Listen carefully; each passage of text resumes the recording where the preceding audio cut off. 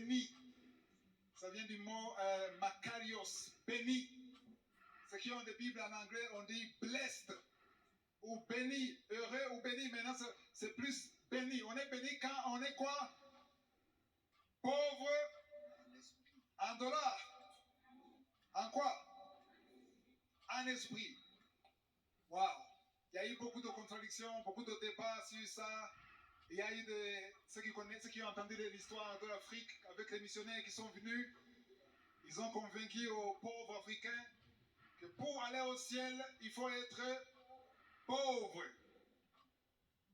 Qui a entendu ça? Il faut rester dans la pauvreté si tu veux aller au ciel. Si tu as une voiture, tu n'iras pas au ciel. Si tu es riche, tu n'iras pas au ciel. Et on essaie de tordre un autre verset qui dit l'amour de l'argent, c'est la racine de tous les maux.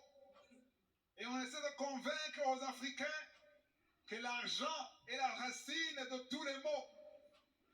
Mais la Bible n'a pas dit que l'argent est la racine de tous les maux. Mais c'est quoi la racine de tous les maux? L'amour de l'argent. Le problème, ce n'est pas l'argent. Le problème, c'est l'amour de l'argent. Donc, si Dieu t'appelle à être riche, il ne faut pas dire non, non, non, non, je ne veux pas être riche. Mais Jésus a dit que celui qui est riche soit riche pour Dieu. Il a parlé de parabole, il y a Lazare et le riche. Mais à la fin de cette parabole, il a dit malheur à celui qui veut être riche, mais qui n'est pas riche pour Dieu. Dans 1 Timothée 6, versets 17 à 18, Paul dit aux riches de se réjouir de leur richesse, mais d'être généreux, d'avoir de la libéralité. Donc Dieu n'est pas contre la richesse, mais il est contre l'amour de l'argent. Amen. Mais le verset 5, le verset 3, Matthieu 5, verset 3, c'est un verset qu'on n'aime pas commenter, mais c'est un verset très profond si tu comprends ce que le Saint-Esprit veut t'enseigner. Amen. Au verset 5, il est dit, les pauvres en esprit sont heureux ou sont bénis. Pourquoi? Parce que le royaume des cieux est à eux. Alléluia. Qu'est-ce que ça veut dire être pauvre en esprit? Ça, c'est un langage spirituel. Jésus n'a pas dit qu'il faut être pauvre financièrement, mais il a dit qu'il faut être pauvre en esprit. Quelqu'un qui est pauvre en esprit, c'est quelqu'un qui est totalement dépendant. Il faut comprendre les pauvres, les enfants de la rue qui sont pauvres, les mendiants, les aveugles, ceux qui sont dans la rue, qui mendient, ils sont totalement dépendants. C'est pour ça qu'il fait ça. Si tu vois quelqu'un qui est en train de mendier, si tu n'as pas envie de lui donner de l'argent, il ne faut pas le regarder dans les yeux. Parce que quand il le regarde dans les yeux, il a une stratégie de créer la pitié. Il y a une façon de te regarder. Toi-même, tu vas, même si tu ne donnes pas, tu auras la culpabilité. Parce qu'il te montre qu'il n'a rien. Il a besoin de toi. Particulièrement quand on voit les gens qui sont handicapés, qui n'ont pas de jambes, qui n'ont pas de bras, il te montre, Saïdia, aide-moi. C'est-à-dire, je ne peux rien de moi-même. C'est ça. Dieu veut que nous soyons comme ça, spirituellement, par rapport à lui. C'est si simple que ça. Dieu veut que nous soyons 100% dépendants. C'est vrai, Dieu t'a donné la force physique. Dieu t'a donné le travail. Dieu t'a donné l'intelligence. Dieu t'a donné la beauté, la connaissance. Même s'il t'a donné tout ça, il veut que tu sois 100% dépendant. Amen. Pas 80%, pas 86%, pas 97%, mais 100% dépendant. Si tu es dépendant de Dieu 100%, Dieu est satisfait. Le problème est que nous donnons à Dieu une certaine dépendance. C'est vrai, tu es étudiant, tu dois travailler, tu dois étudier, mais Dieu veut que même si tu dis, tu comptes sur Dieu, ne compte pas sur ta force, ne compte pas sur ta connaissance, mais compte sur Dieu. Il y a deux versets très importants que je veux que nous lisions. C'est dans Psaume 146, verset 5, rapidement. Psaume 146, verset 5.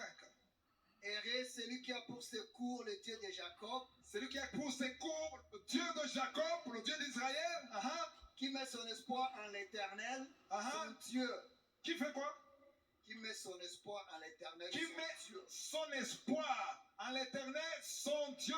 En qui mets-tu ton espoir?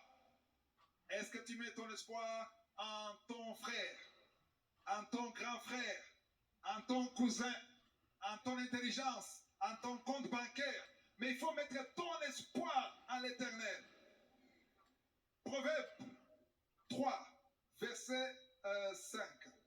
Confie-toi en l'éternel de tout ton cœur Waouh! et J'aime ne beaucoup ce t'appuie verset. pas sur ta sagesse. Répète ça. Confie-toi en l'éternel de tout ton cœur Confie-toi à l'éternel de tout ton cœur. Tout ton cœur. Tu te confies à l'éternel de tout ton cœur. Et qu'est-ce qui va se passer? Termine le verset. et ne t'appuie pas sur ta sagesse. Et ne t'appuie pas sur ta sagesse. Ne t'appuie pas sur ton intelligence. Il y a de l'intelligence. Écoutez, c'est bien d'être intelligent. Mais il ne faut pas t'appuyer sur l'intelligence. Amen. Il y a un autre verset que je ne vais pas préparer. Ça vient maintenant quand j'enseigne. Jérémie 17, verset 5. Ainsi parle l'Éternel. Beaucoup d'entre vous connaissent le verset. Ainsi parle l'Éternel. Maudit soit l'homme. Attends, quand je parle l'homme, il y a aussi la femme. Souvent que je parle l'homme, les femmes disent, hey, monsieur, tu entends? La femme était tirée de l'homme. Ce qui concerne l'homme, ça te concerne. Alléluia! Ici, quand on parle de l'homme, c'est vous, les êtres humains. Alléluia! Ainsi, verset 5.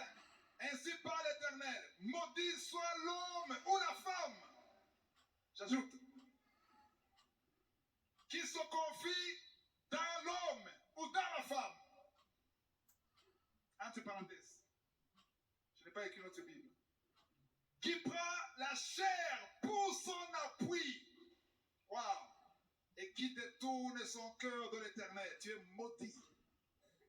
Si tu mets tout ton espoir, ta joie, ton avenir dans quelqu'un, dans quelque chose, ou un être humain, c'est de la malédiction. Tu attires de la malédiction dans ta vie. Si tu mets ton espoir dans le compte bancaire, si aujourd'hui tu apprends qu'on a volé ton compte, c'est vite. Tu dis c'est fini, je préfère mourir. Ça dit que c'est ça ton appui. Si tu sors et tu trouves, je vois beaucoup de voitures là-bas, cette voiture est partie, qu'est-ce que tu vas faire? Hein?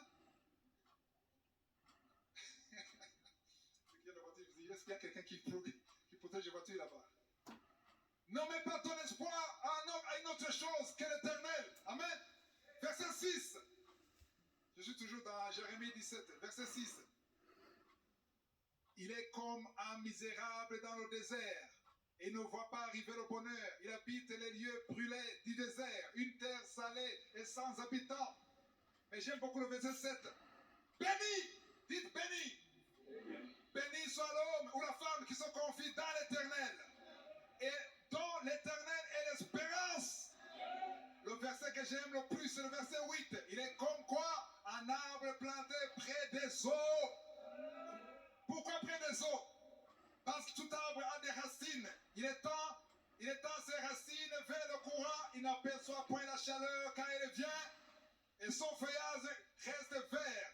Dans l'année de la sécheresse, il n'a point de crainte. Il ne cesse de porter du fruit. Qu'il pleuve, qu'il neige, qu'il ne pleuve pas. Quand il y a l'eau, les racines vont chercher l'eau. Parce qu'il est près de l'eau. Et l'eau, c'est la parole de Dieu. Quand tu t'appuies dans l'Éternel, même s'il y a la crise dans le pays, parce que tu ne dépends pas du pays, tu ne dépends pas de l'état du pays dans lequel tu vis. Peu importe que tu sois en Afrique, en Asie, dans un pays riche ou pauvre, il y a ceux qui croient que dans les pays riches, comme aux États-Unis, il n'y a pas de pauvres. Moi, j'ai vu un blanc, dit Saïdia, avec un carton. Un blanc, tout blanc. Il demande à qui? À un noir. Saïdia, aide-moi. À Washington, le pays le plus riche du monde, il y a des pauvres. Tu peux être dans le pays le plus pauvre du monde, mais tu ne t'inquiètes pas de la situation financière. Parce que tu ne dépends pas de la situation du pays où tu vis, mais tu dépends de la situation du pays d'où tu viens. 2 Corinthiens chapitre 5 verset 20. Le verset dit, nous sommes des ambassadeurs de Christ sur la terre. L'ambassadeur de la France, l'ambassadeur de la Belgique au Burundi, il ne dépend pas de l'économie du Burundi, il dépend d'où? Du pays qu'il a envoyé. Il représente un gouvernement. Il y a un gouvernement céleste. Tu es son représentant. Tu dépends de son gouvernement. C'est lui qui te nourrit. C'est lui qui te protège. Tu vis grâce à lui. Tu es pèlerin ici sur la terre. Waouh! Tu ne dépends pas de ce que tu vois. Tu ne dépends pas de ton diplôme. C'est bien d'étudier, mais ne t'appuie pas sur ton diplôme. Il y a des gens qui vivent mieux que toi, qui n'ont même pas fait l'école, mais qui vivent mieux que toi financièrement. Pourquoi? Ne dépendent pas de ça, dépendent de Dieu. Quand tu dépends de Dieu, Dieu détruit la loi de la nature. C'est pour ça qu'ils ont traversé la mer Rouge. C'était impossible de traverser la mer Rouge, parce que la nature disait stop, tu ne peux pas traverser, tu ne peux pas avancer. Derrière il y a le pharaon, mais quand tu ne t'appuies pas sur ce que tu vois, quand tu ne marches pas sur ce que tu vois, quand tu t'appuies sur le gouvernement céleste, ce qui est impossible aux hommes, impossible à Dieu.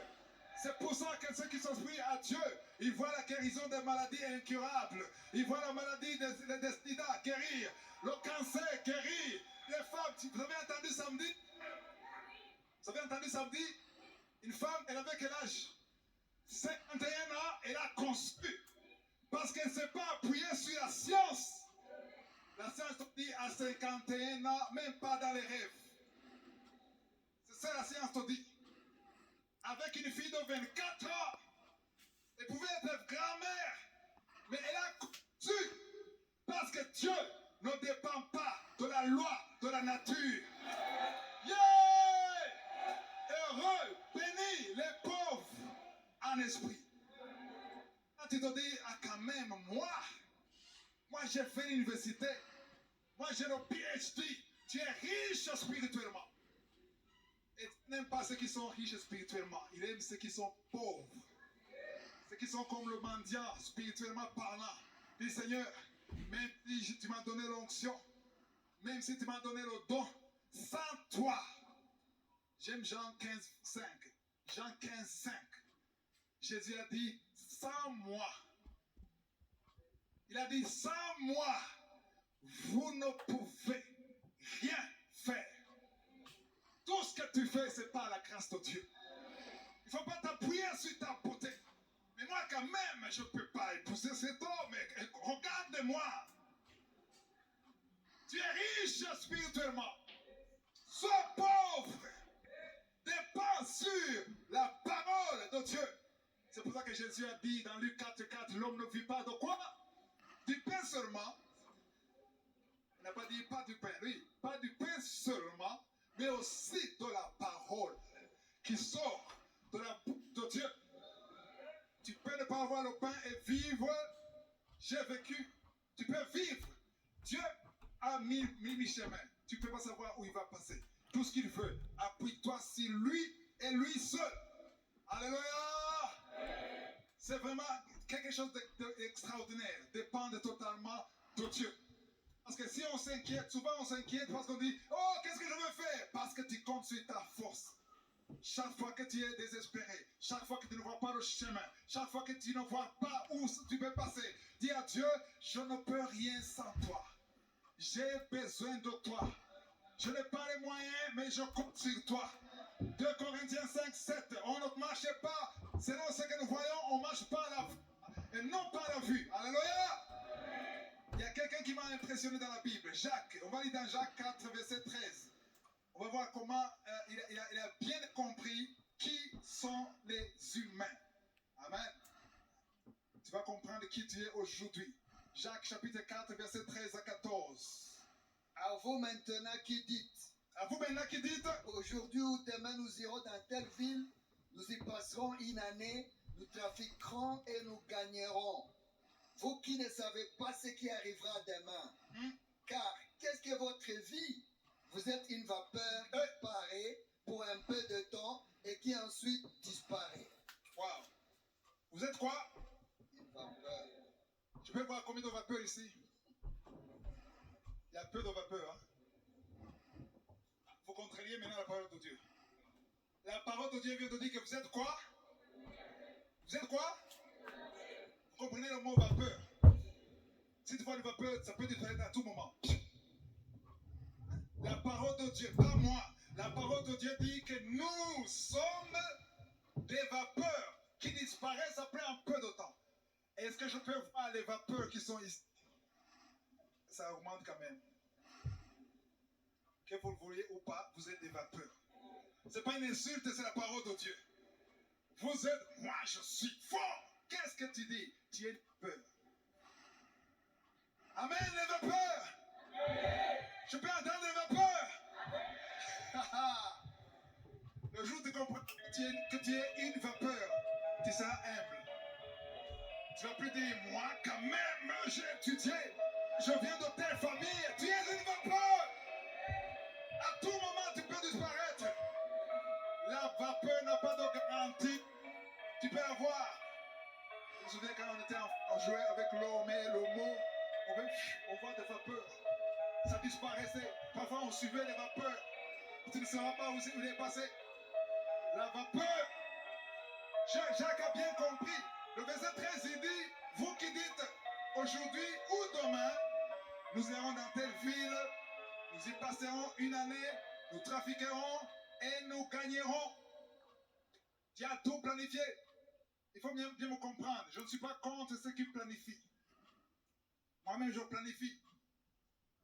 Je planifie même quelque chose une année avant.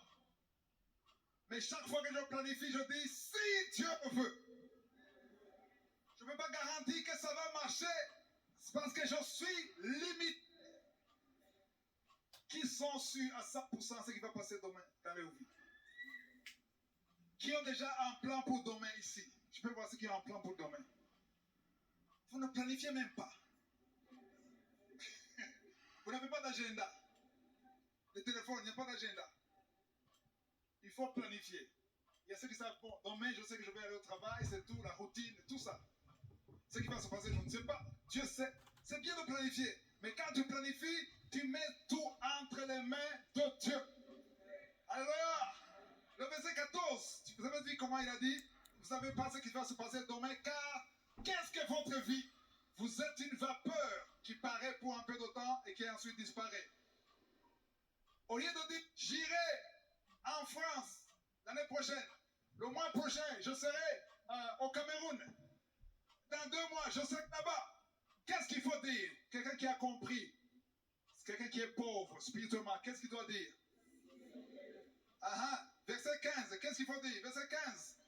Vous devriez dire Au contraire. Si Dieu le veut, nous vivrons et nous ferons ceci ou cela. Si Dieu le veut. Paul disait, écrivait aux Corinthiens, il disait, je vais venir chez vous si Dieu le veut. Amen. Même si tu sais que c'est le plan de Dieu d'y aller, il faut prier en disant, si Dieu le veut. Alléluia. Verset 16. Mais maintenant, vous vous glorifiez dans vos pensées orgueilleuses. Vous avez compris? Se glorifier dans les pensées orgueilleuses. Qui dit, moi je suis capable, moi je vais le faire. Moi j'ai l'expérience.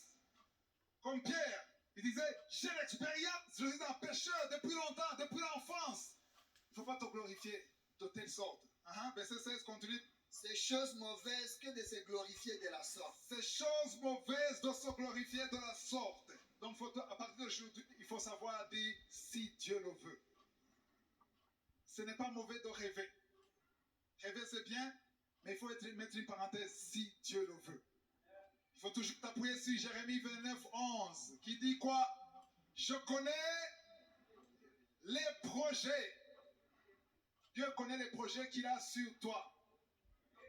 Les projets de bonheur et non de malheur. Amen. Pour vous donner un avenir et de l'espérance. Dieu a des projets. Il faut comprendre une chose. Dieu a des projets sur ta vie, sur ton avenir, mais le diable aussi a des projets. Il y a deux projets sur ta vie. Tu es au milieu. Qu'est-ce qu'il faut faire?